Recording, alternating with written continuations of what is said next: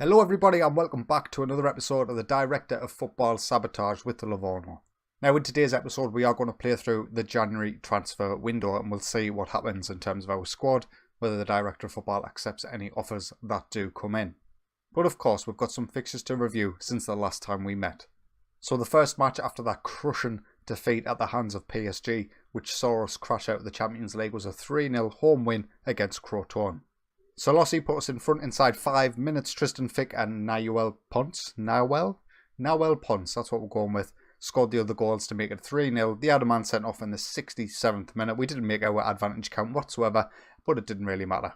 Back-to-back 3-0 wins, this time Ponce getting himself a hat-trick away from home against Roma. Now Roma were I think by the 6th or 5th at the time when we played them. So an absolutely fantastic display by us. As you can see by the stats, it was quite an even game, but Ponce was the difference maker, scored in the 21st, 52nd and 80th minute.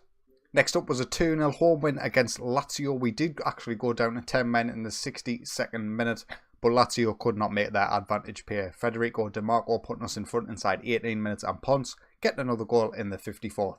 And then highly frustrating game after that. The final game before the January transfer window was away from home against Atalanta. And this game was so frustrating throughout the whole thing. We couldn't make anything click. We weren't doing anything going forward, but Atalanta weren't doing anything either.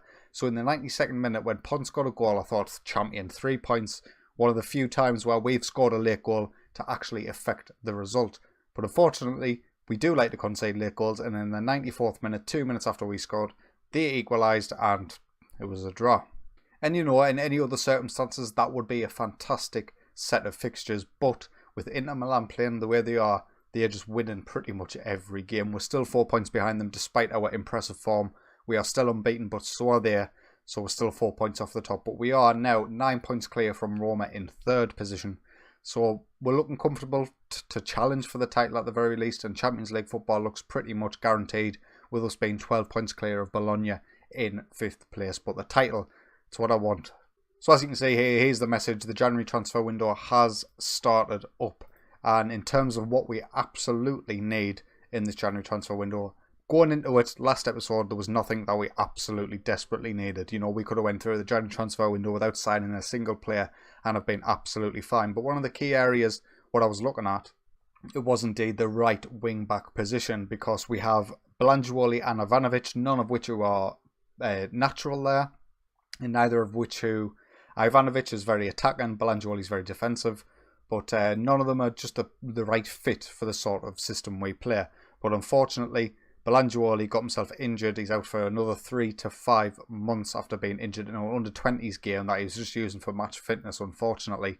So Ivanovic is our only recognised right wing-back, and even that's a bit of a stretch. He's not really a right wing-back. So whether it's a loan deal or someone permanent, if I can find someone applicable, we will be making a signing in this position.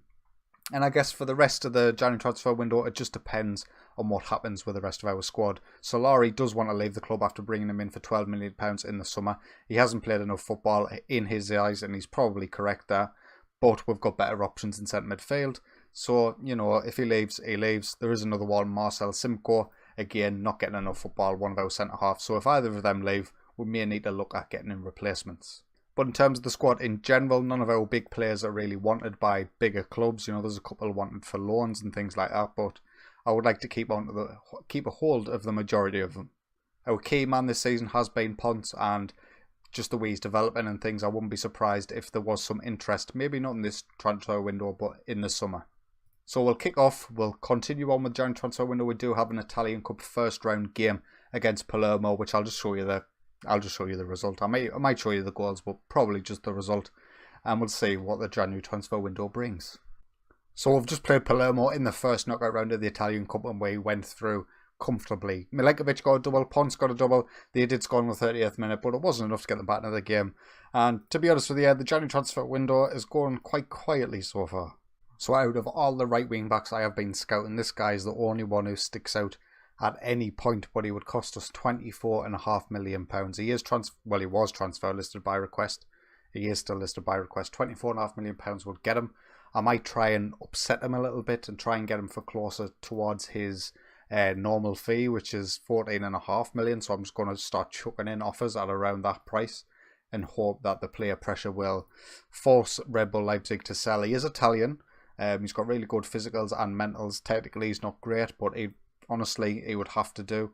In terms of other players that have been scouting in terms of transfer list and potential loans, there's just nobody really available who would come into our squad and actually compete with Ivanovic for a spot.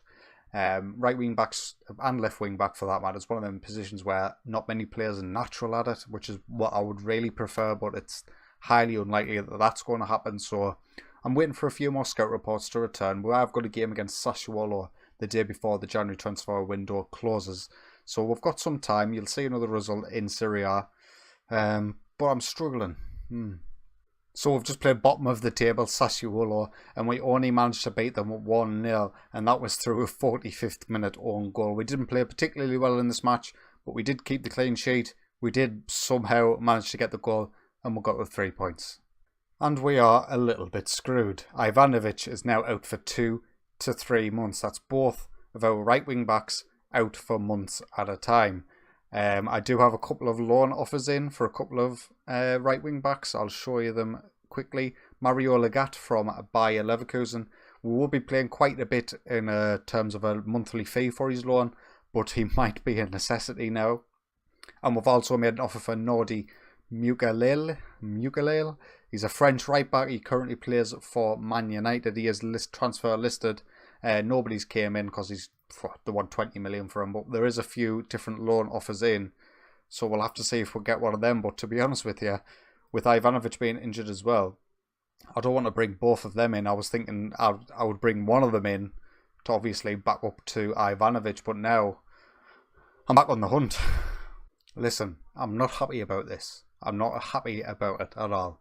£25 million for Diego Cafagna. He's that right wing back who's Italian. He plays for Red Bull Leipzig. They have accepted a £25 million bid. Now, we don't even have that. We only have 18, but of course I've spread some of it out over 3 years, so he will be able to join the club right now. Only £9.5 million will be deducted from our transfer budget. And no, I'm not happy about it. I don't really want to do this, but I feel like I have to. The fact that he's Italian sort of helps a little bit. The right back from Man United has rejected our loan offer, so Legat and Cafagna might need to be the two that come in. It's rough. It is rough, but I think for the sake of this season in particular, I'm going to accept it. I don't want to accept, but I've done it now. £25 million gone for a player who I don't really want.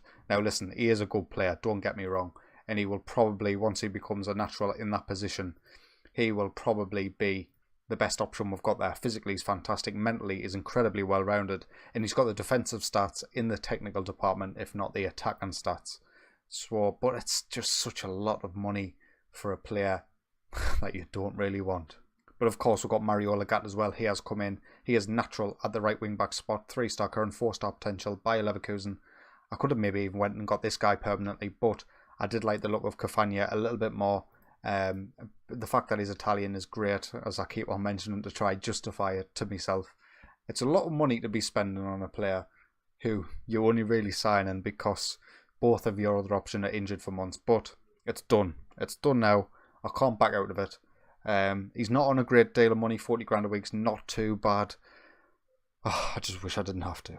So I'm going to continue on. I have decided to take part in the transfer deadline day, just in case one of our players ends up leaving. You know, if you remember last season, we actually finished the January transfer window, it was over, and then our director of football sold our second choice goalkeeper, who was actually potentially our first choice goalkeeper at the same time. So it's highly likely that even after this January transfer window closes, there could still be drama in the next episode with sales. Now, as things have went in this January transfer window, absolutely nobody has come in for any of our players, really. You know, we've got a couple on the transfer list by request. None of them have had offers come in. So we'll just wait and see what happens. Obviously, it doesn't look like anything is going to happen whilst we're still in this window. And there we are. The Italian January transfer window has shut.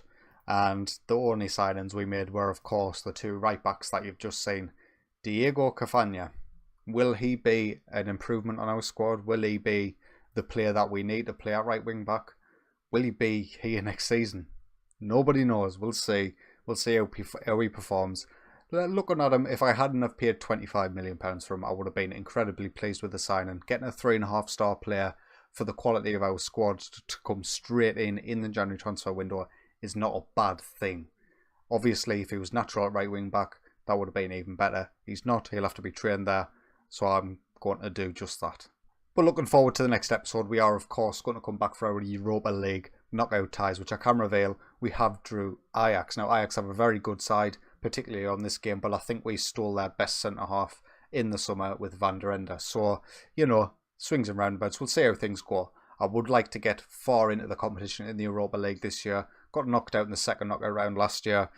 It was a bit rough, but we'll take a look at the Serie A table now, how things stand. We are still 4 points off Inter Milan, despite beating Sassuolo, 9 points clear off Roma, so nothing really changes at the top. Everybody is still keeping up the pressure. Can we go unbeaten this season? We've gone halfway there. Maybe we can. Maybe we can't. Now, imagine if we went unbeaten and still didn't win the league. That would be a bit of a shame. But anyway, if you have enjoyed today's video, please consider leaving a like. And if you are enjoying my content, get yourself subscribed. But until next time, take it easy. So, I just panic bought a right back for £25 million during the January transfer window. And he can't play. He can't play for more than 3 clubs in a single season. It turns out he had 1 game at Milan and he's had 1 game at Red Bull Leipzig. And now he can't play for us. I've just spent £25 million panic buying this guy and I can't play him. God.